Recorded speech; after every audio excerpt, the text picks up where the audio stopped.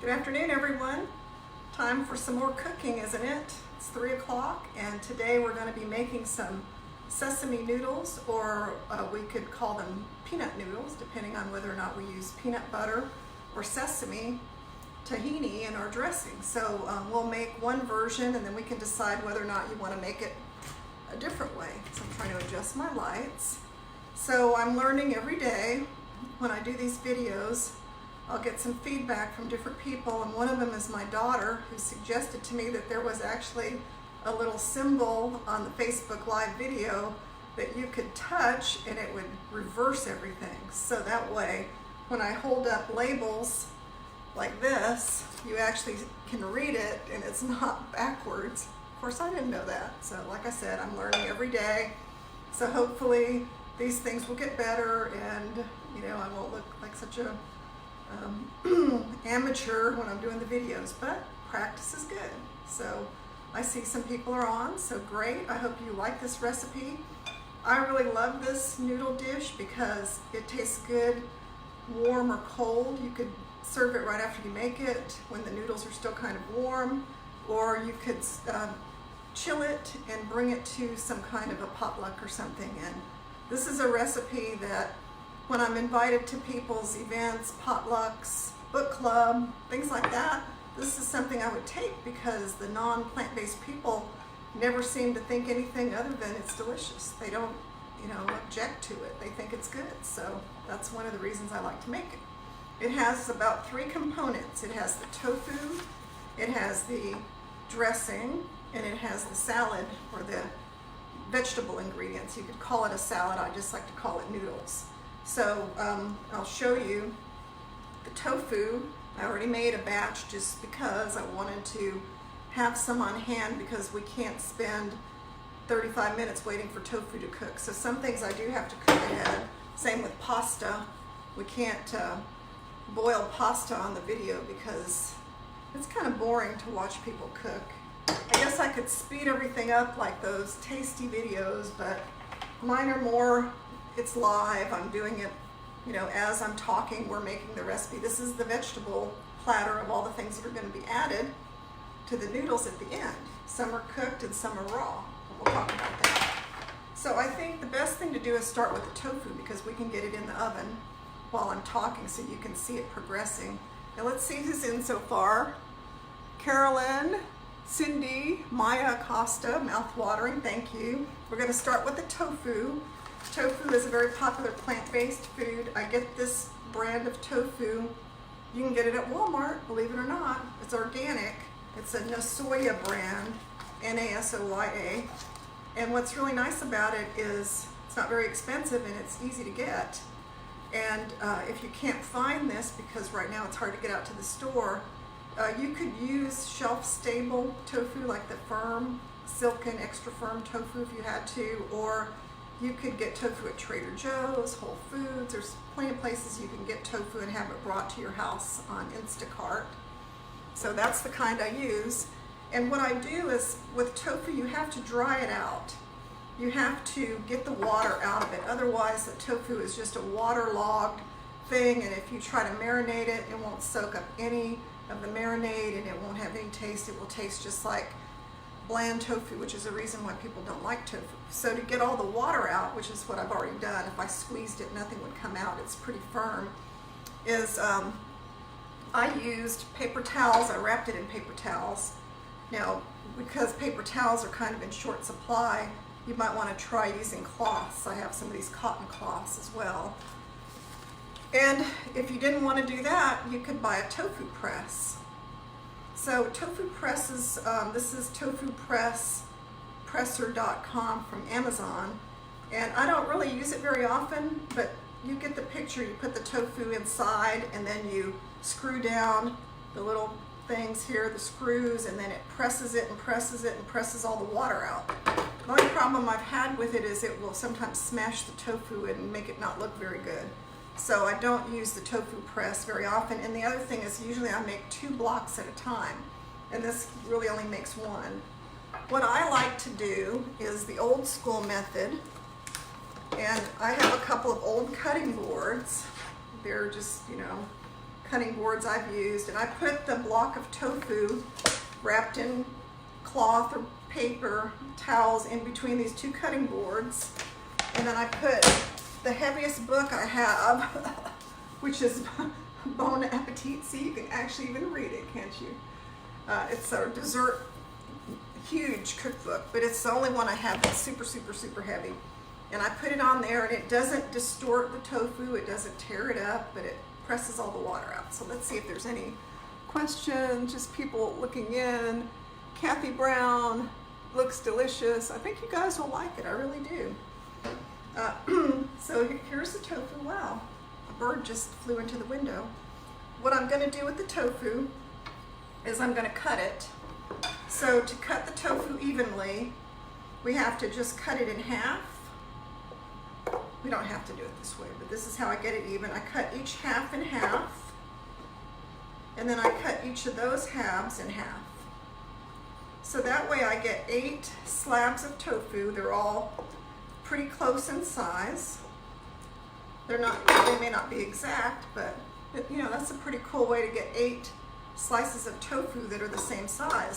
If you just try to eyeball it, you know, some will be thicker, some will be thinner, which is not a big deal, but you know, I always try to make things look good. So I'm going to put the tofu in my Ziploc bag. Now, if you don't want to use a Ziploc bag, you can use a glass container. That's probably better environmentally anyway.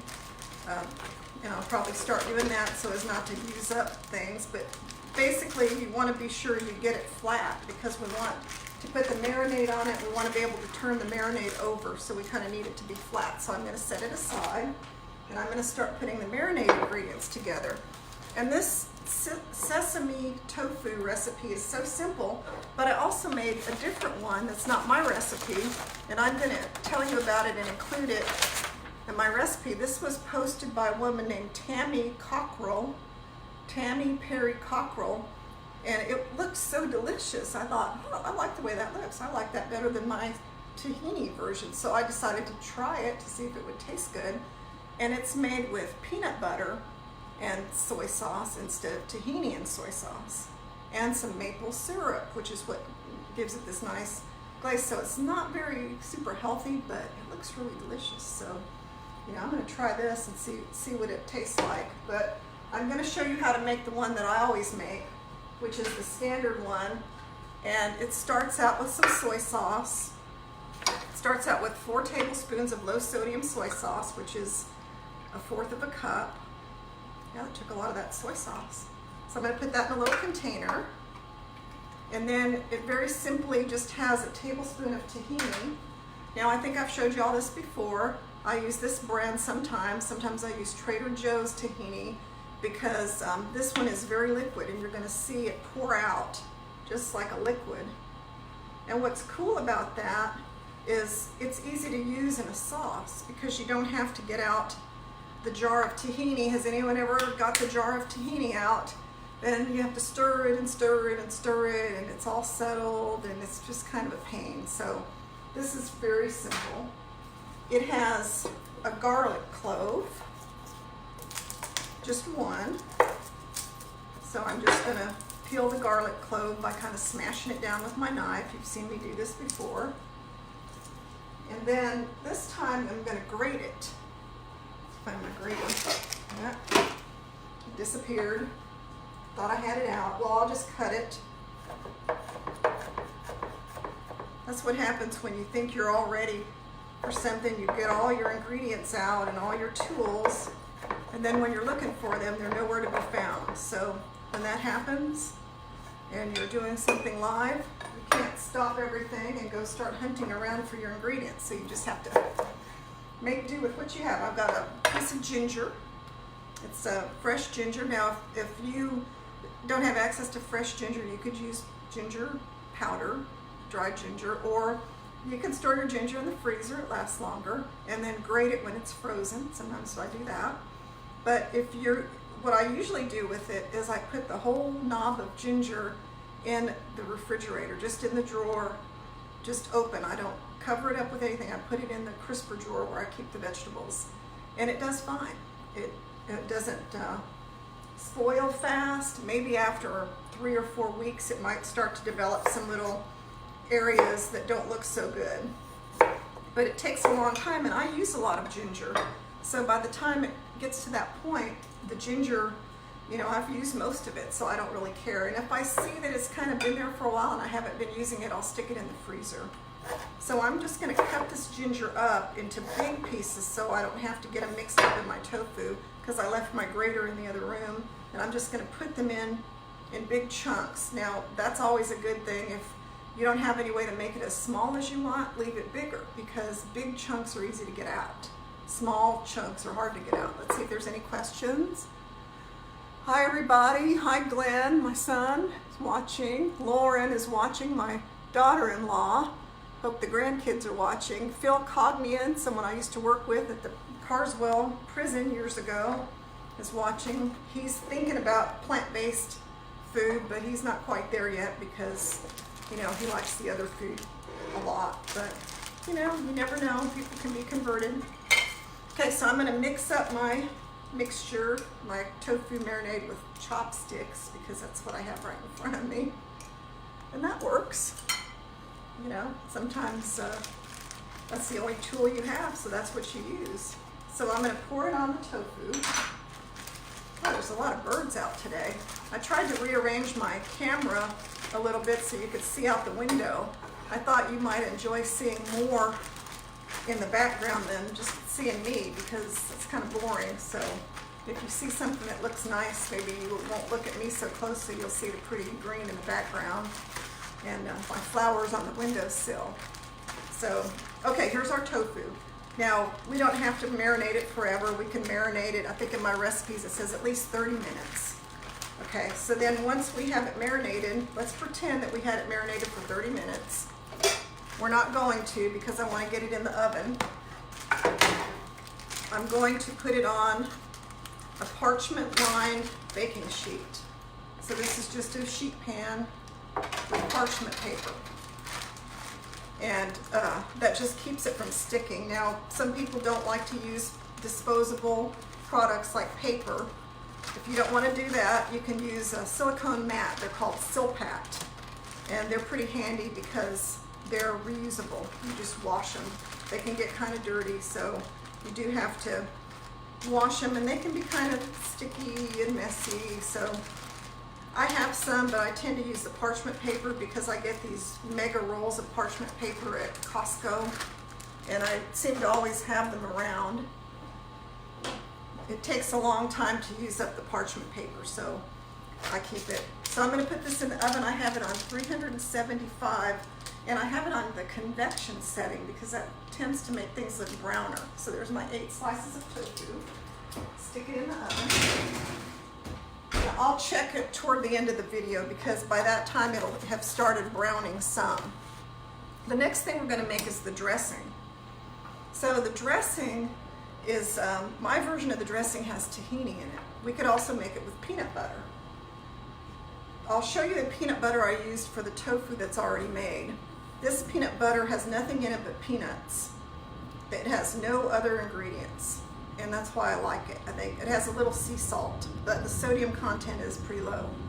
So if you're going to get peanut butter, if you get Skippy or some of the common brands that you're used to having, a lot of times they have stabilizers and additives. Let's see if there's any questions. Hello, everyone's saying hello. So sometimes the peanut butter has different additives like palm oil, lots of sugar. So you really don't want to get that kind of peanut butter. You want to get peanut butter that has nothing but peanuts in it and maybe salt. If you can get one that has no salt, that's good too. So in this case, I'm going to use soy sauce, 2 tablespoons, and I'm going to make you my version, which has tahini. But if you want to make the version with peanut butter or almond butter or any kind of nut butter, because maybe you ran out of tahini, you can substitute any nut butter for tahini in my recipe. And my recipes, I really try to make them versatile where you can substitute things. You don't have to just use one ingredient. You can always think of something that's similar. And I think that keeps people from getting stuck in not making something because, oh, I can't make that, I ran out of whatever. Don't think that way. Think of how you can make it, not how you can't make it. Let's see. The boys are watching. Okay, hi Cage and hi James, my two little grandsons. They're 4 and 6. They've been watching my cooking videos, and my son told me today that he made pancakes this morning at home. He's staying at home with the kids and his wife, and he was letting them help make the pancakes, and they said this is how Grandma makes them with us. So that made me feel good because, you know, when they come over, which is not that often, they've spent the night only a few times, then I've been trying to do something with them that I did with their parents, which was we made pancakes. So they really liked it, especially if they remembered it to tell their dad about it. That really made me feel good. 2 tablespoons of rice vinegar. So rice vinegar, I'll show you the one I'm using. This rice vinegar is just plain rice vinegar. Now, when you see rice vinegar in the store, sometimes it'll have different colored caps, orange, yellow, green. If you get the orange one, it's seasoned with extra salt and sugar because it's used for sushi. You don't want to get that one because it's going to have a strong flavor. So get the one that's plain. It has nothing in it but vinegar. That's all. That's what we're going to use in our dressing. We're going to put a tablespoon of water in it because we want to thin it down just a little bit because we want it to go a long way. And since we're not using oil, it's not going to have a lot of volume if we don't add some liquid to our dressing. So I put some water in there. It has 2 teaspoons of dry sweetener, is what I call it in my recipe, but to me that means date sugar, maple sugar, coconut sugar. In my case, I'm using some organic cane sugar out of the little sugar container that my mother made. She made pottery. A lot of the dishes, if you see my dishes on in my recipes, you'll see these very rustic looking unusual dishes. A lot of those were made by my mother years ago. She took a lot of pottery classes. And when I'm plating things, just because there's that, and then we're going to put some sriracha in there. Uh-oh. Looks like I'm having some Wi-Fi in and out. So my sriracha is just a little bit. I have half a teaspoon, but if you like it spicier, you can put more in. Now, if I had my grater where I was supposed to have it, I would grate some fresh ginger and put it in there. But since my grater is not here, I'm going to do what I did with my marinade, and I'm just going to cut the ginger. And remember, you know, use your common sense. If you don't have something, that's okay. I'm going to put 4 chunks of ginger in here because I don't want to not put the ginger in. Oh, they love me and miss me, the boys, the grandsons. That's really sweet. I love those boys. So I'm just going to shake it up in a jar. This is very chefy, isn't it? This is an old blueberry jelly jar that I got from a company called Heidi's. No, it's raspberry. Heidi's Raspberry Jam from New Mexico, and we order it by the case. And it comes in these really cool jars, and I always take the label off and wash them, and I use them all the time for salad dressing. They're just a perfect size, and they're a nice shaped jar. So reuse things. That's kind of, you know, if we're going to be in an era where people are pinching their pennies and, you know, watching what they do, you know, that was what our grandparents and parents did. They reused things, they saved stuff, they grew their own stuff. Let's see. Love that you use jars for your dressing. Yeah, it works well. Thank you for the comment. So that's our dressing. We've got it ready. And then our next component is what are we going to put in the salad? So we're going to make 2 versions. We're going to make 2 of them. We're going to make one in this jar, which, let's see, we're going to put the lid. Hold on. I have the little lid. This is a WEC jar, and it's just a glass mason type jar, but I think they look really cool. So we're going to use one of those, and it has little clamps that close it. But what we're going to do, because we're not going to use this one right away, is we're going to put a little bit of dressing in the bottom, like what you would put on 1 serving, and then we're going to put our noodles. Say a serving of noodles. So I don't know about you, but a serving of noodles for me is about that much.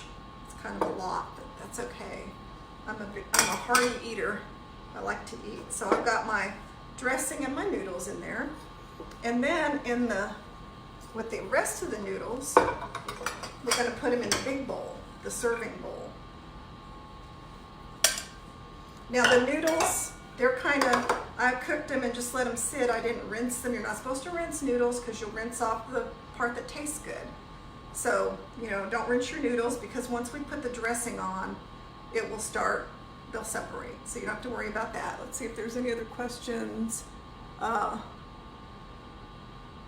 Megan. Hi, everybody that's tuned in. I really appreciate you watching the videos. And if you're watching a recorded version, if you make a comment, I will respond to your comment and answer it, and thank you. I go back and look at everything. In fact, I watch the video because then I can see what things need to be improved upon and what things didn't go well, and try to make sure that I don't do the same thing over and over if it's not working. So I have my noodles in a bowl. I have some noodles in a jar, and now I have the different toppings. I've already showed you the tofu. We're going to cut that up in a minute, but I have some other things. So what are we going to put on our noodles? Well, we're going to put some vegetables. Let's see if there's another question. Love the new angle you're using with the camera. Thank you. I'm trying to learn. Like I said, I moved the camera up and back so you could see more of my workspace and you could see outside because it's getting really green and pretty. So thank you for noticing. Okay, so what I've done with the vegetables is right now, this is something that we should be very aware of. We should be taking extra care to wash our vegetables. When you bring vegetables home from the store, you should wash them with soap and water. I'm serious, soap and water, not vinegar, not anything but soap and water. Well, then you're supposed to eat, if you're eating them raw. And even if you're cooking them, you should rinse them with soap and water. Well, some people have said that it's also good to blanch the vegetables instead of eat them raw. So that's what I did. Normally, the bell pepper, the snow peas that I'm using, the carrots that I'm using, zucchini, I threw in some zucchini because I had it, I would just use it raw. Edamame is cooked, I cooked it in the microwave. But due to the new precautions, I blanched everything. Now blanching is very simple. Blanching is just taking water. So I had a pot of water and I boiled the water and I dropped the vegetables in it just as they're cut, just like that slab. I cut the other vegetables, I dropped them in the boiling water for about 2 minutes. Then I took them out of the boiling water with my spider tool, which is, just a little cooking tool. And I immediately put the vegetables in a bowl of ice water. And what that does is that keeps the vegetables from cooking anymore, and it keeps them tender, crisp, tender. So, they'll still have some body, because if you don't put them in ice water, what will happen is the vegetables will turn sort of this dark, unappetizing color. So my vegetables, if you could see them, they're all so bright and beautiful. So now we're going to put the vegetables on top of the noodles. So for example, I have the bell pepper. It's softer than it would be if it was raw. I'm going to cut it in half, and then I'm going to cut it into little strips. And if you notice, I'm cutting the strips from the rough side of the bell pepper. The bell pepper has a rough side and a slick side. And one of the things about cutting things on the slick side is there's more potential for you to cut yourself. So if you have the opportunity to look at things closely, try to cut things on the rougher side because you stand less of a chance of cutting yourself. And then I stack them one on top of the other, and that allows me to cut both sides at the same time, and then I just kind of, go along and cut them right next to one another. So that's the bell pepper. If you don't like bell pepper, use something else. I have carrots. I'm going to slice these carrots into thinner pieces, and I'm stacking them up and just cutting them with my knife. I did not use my julienne tool to cut them into julienne pieces like I've done in some other videos, just to show you a different way. And also what I did on this, and I'm not showing you this, I'm just putting them on top of the bowl of noodles. I also wanted to show you how I slice these carrots. Now, some of you who've been following my videos know that I use the mandolin. Here's my cut-resistant glove that's stained by carrots. It's clean. I washed it. Here's my mandolin. This mandolin is made by Progressive. It's not very expensive. Let's see if there's any. Okay, no new questions. It's very inexpensive. I got it on Amazon. And it has different settings. You can slice it thin or thick. And you can also turn this knob and slice it into julienne, which are like matchstick pieces. Or I turn it back to slice because I just want to slice it. I'm going to hold it like this, and I'm just going to slice my carrots into just kind of, they're thick slices because we're going to blanch them and I don't want them to melt in the water. So what you see is I have all these kind of thick slices, and that's what I had. I had these slices that I blanched, and that's how I cut them. And I also cut the zucchini the same way. I cut it more in circles. And so I'm going to do the same thing. I'm going to slice the zucchini into more thinner pieces. But it was easier to handle them that way in blanching them, because if I had cut them all into very thin little julienne strips and then blanched them, I think they would have disintegrated. So I'm going to take this cut-resistant glove off. Why should you wear the glove? Because mandolins are so sharp and people tend to get their finger in the way. Ask my chef friend Lisa Wright, she'll tell you. Get your finger in the way and pretty soon you've got a terrible cut. So use the knife guard if you ever get a mandolin. I know you see chefs on TV all the time and they're like, you know, cutting everything on their mandolin.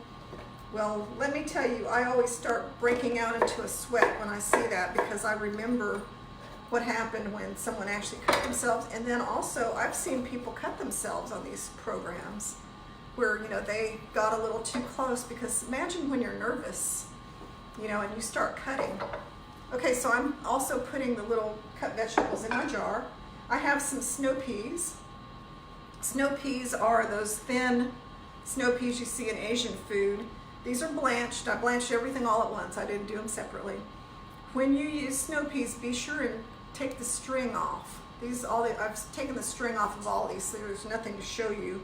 I should have shown you, but if you pull, you'll see the end and you pull it, it pulls it out. If you don't do that, you get this real tough string. It's chewy and it's not very pleasant, and it's not fun to eat. So I would not keep the string in there, although I have been served plenty of pea pods in restaurants that had all the strings in there, and I didn't really enjoy it, but you know, I have seen it. So I'm cutting a bunch of these pea pods, and I'm cutting them on the diagonal. So what that does is that, and I'm dropping them, that makes them a little bit less large bites, because personally I like things to be in smaller bites. I don't like food to be so big that when I pick it up to eat it, you know, it's hard to get a mouthful from that thing. So I tend to cut it up smaller. Okay, I have edamame. This is frozen edamame. It's an organic brand that I picked up at Central Market. I cooked it for 3 minutes in the microwave in this bowl, and that cooked it. I know Costco sells frozen edamame that you can eat after you microwave it real quick, so if you have that, that's fine. So I've got the edamame, carrots, pea pods, or snow peas, bell peppers in my jar and in my bowl. I like cucumbers. So remember what I said about the cucumbers, or about vegetables. I wash the cucumber with soap and water, believe it or not. So here I've got this cucumber that's been washed, and I peeled it. So and be sure and rinse really well, because if you don't, guess what? Your food's going to taste like soap and water. So I'm going to demonstrate again. I'm going to follow my safety precaution, put my glove on, and I'm going to slice this cucumber.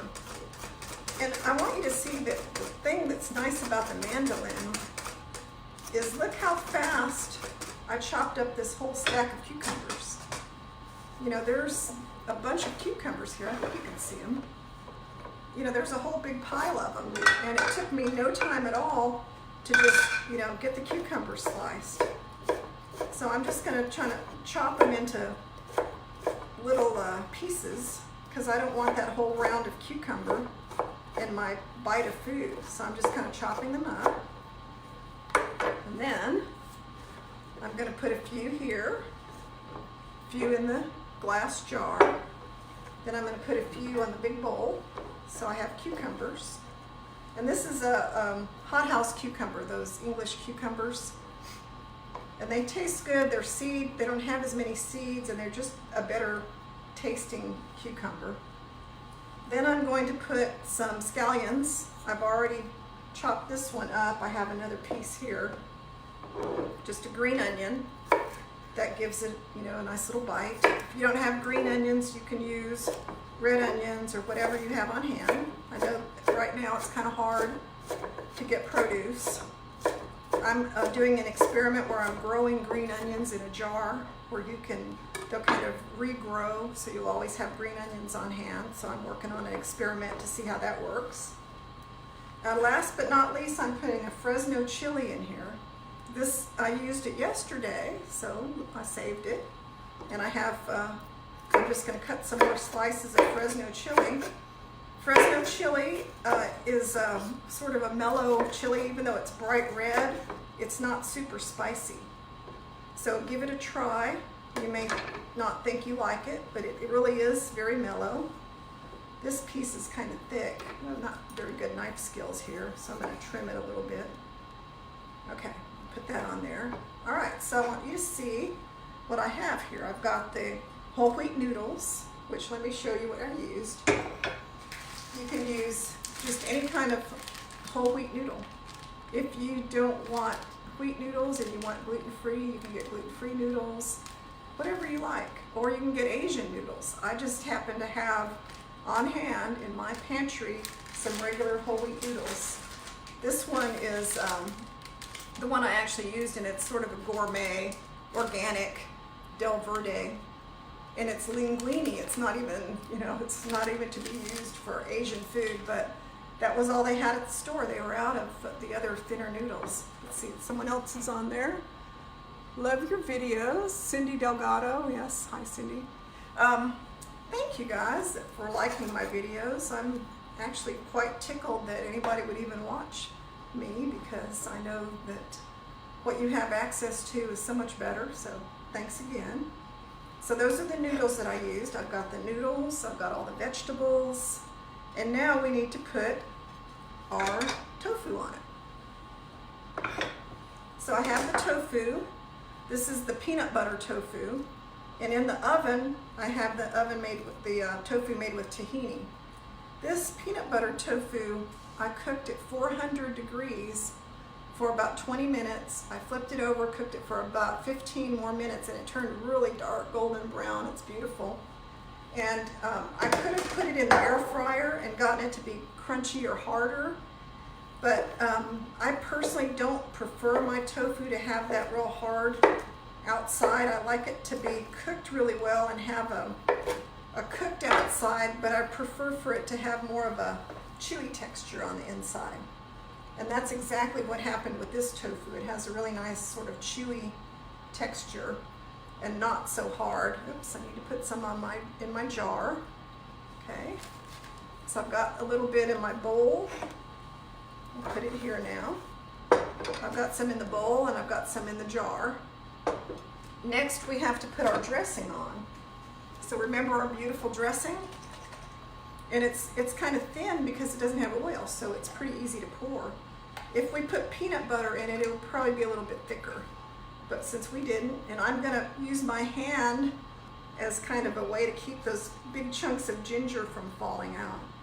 Remember when I told you that your hand is your best tool, your hands?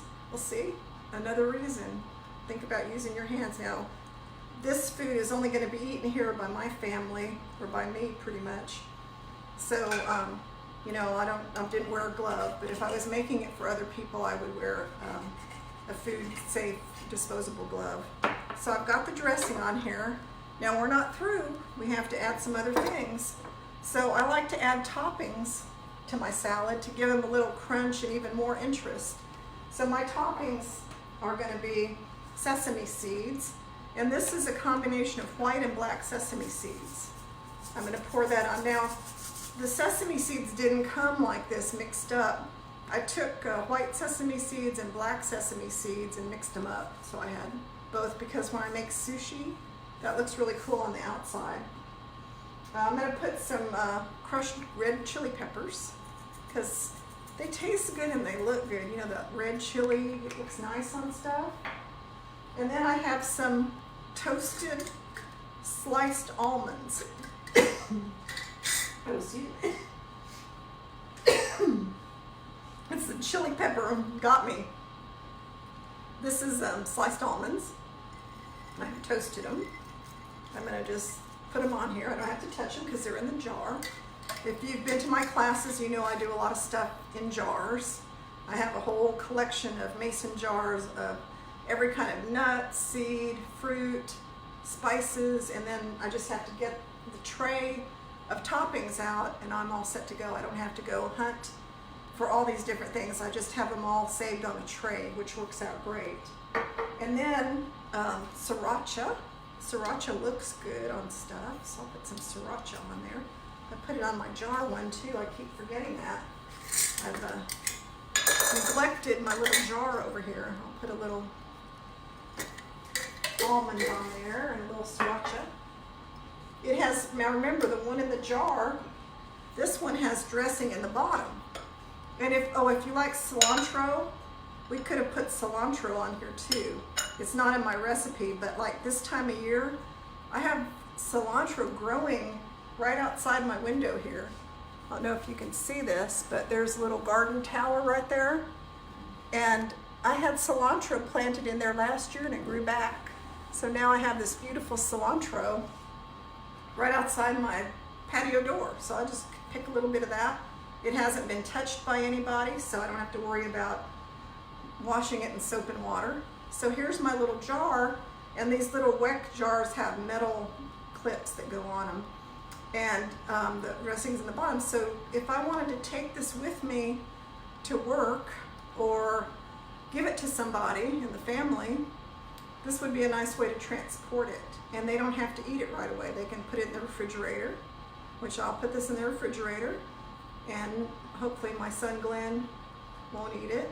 But actually he could have it if he wants it. He's been staying here with us.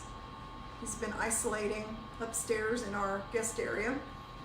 So we could put one in the jar, and then the other one is the one to eat. So what we can do with this one is serve it. And you know, you can mix it around and mix the dressing in really well.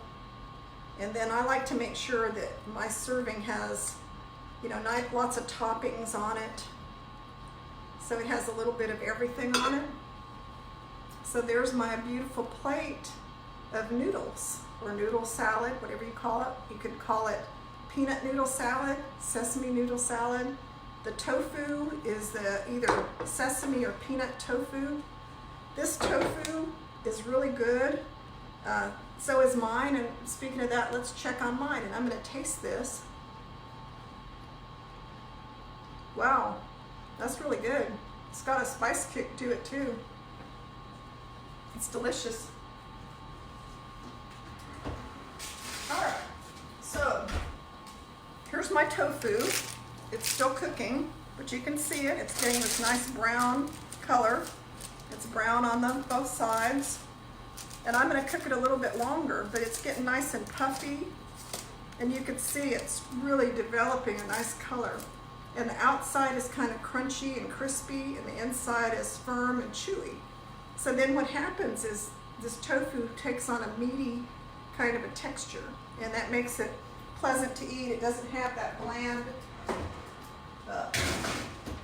I don't know what people think, but a lot of times people will say, oh, the tofu just has a weird taste, I don't like it. Well, the way I make it with all the marinade and everything, it doesn't have that taste. Let me see if there's any questions before we quit.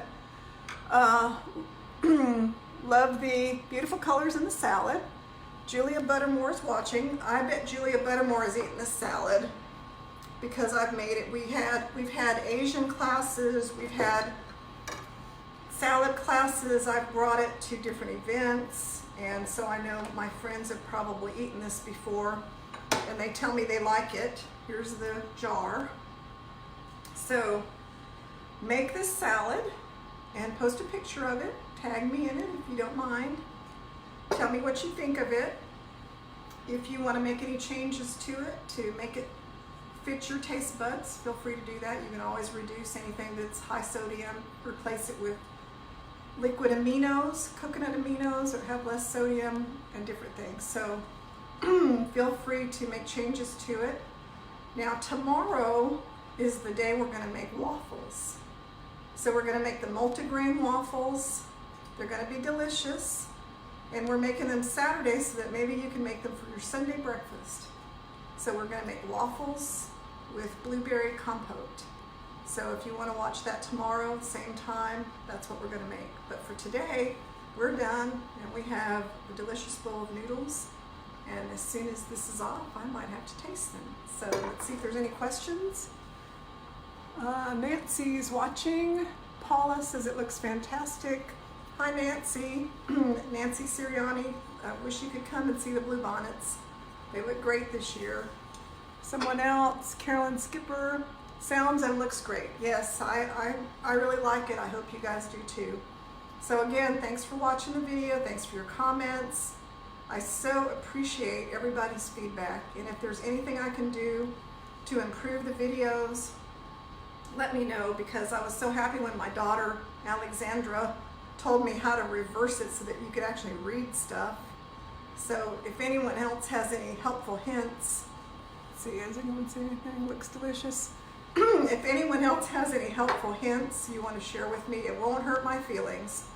I'm an example of somebody who is not too old to learn something new. You know, a person, a 65-year-old doing, you know, Facebook Live is a little bit of a stretch, but hey, you know, this is the way I'm communicating now, so I'm going to get used to it. You know, I figure the more I do it, the better I can get at it. Let's see, I'll read this last comment and then I'm going to, thanks for sharing your beautiful recipes. Oh, you're welcome. If anyone's been to my classes, these are what the recipes we make in the classes, and we will make many of them in a class. We would make, sometimes we make 8 or 9 different things in a class, so it can get kind of hectic. All right, everybody, thank you again for watching, and I'll see you back here tomorrow. Bye-bye.